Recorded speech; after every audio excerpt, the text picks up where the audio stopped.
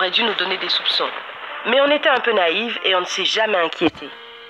On ne croyait pas à notre chance. Quand on a emménagé, on a été accueillis par des gens sympas qui étaient nos voisins.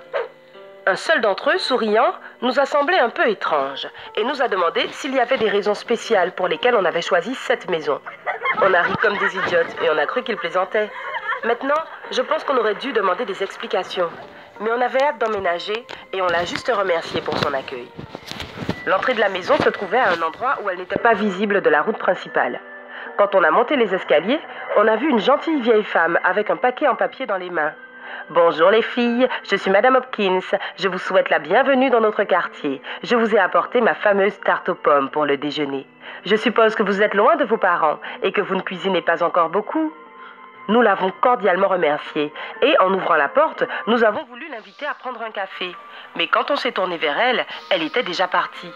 On avait beaucoup à faire et on s'est dit qu'on demanderait plus tard aux voisins où elle habitait.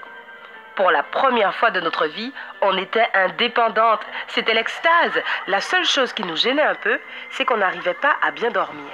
Mais on a pensé que c'était le stress de la rentrée. Le bon côté des choses, c'était que plusieurs fois par semaine, on trouvait sur le pas de la porte un nouveau paquet avec une tarte de Madame Hopkins à l'intérieur.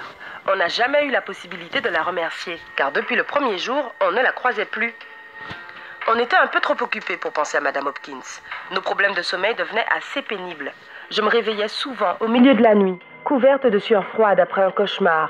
J'allais à la cuisine pour prendre un verre d'eau et je trouvais Sarah, avec des cernes noires sous les yeux, qui me regardait presque en larmes. Ça a l'air d'un problème stupide, mais essaie de ne pas avoir une bonne nuit de sommeil pendant quelques mois et tu ne trouveras pas ça si stupide. Le pire, c'est qu'on pensait commencer à avoir des hallucinations à cause du manque de sommeil. Parfois, l'une de nous entrait dans une pièce vide et sentait l'odeur du parfum de quelqu'un.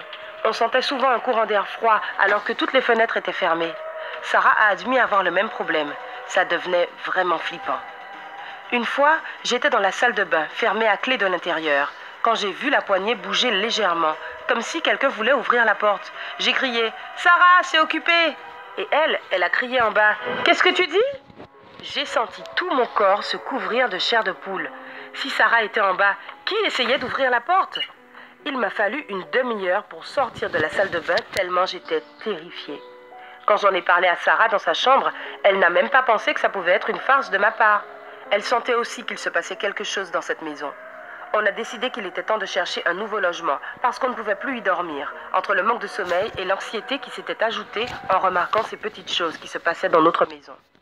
Cette nuit-là, j'ai fait un horrible cauchemar. J'ai entendu des pas dans le grenier et je suis allée voir ce que c'était.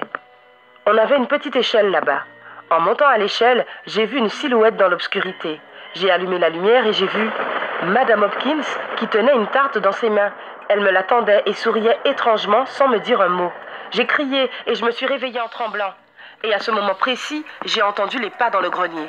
Mon Dieu! Je me suis cachée sous la couverture et je ne l'ai pas enlevée avant l'aube.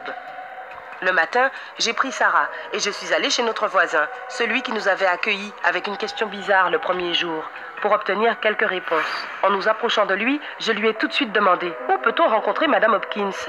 Il nous a regardés avec une expression étrange et a répondu « Mais il n'y a pas de Madame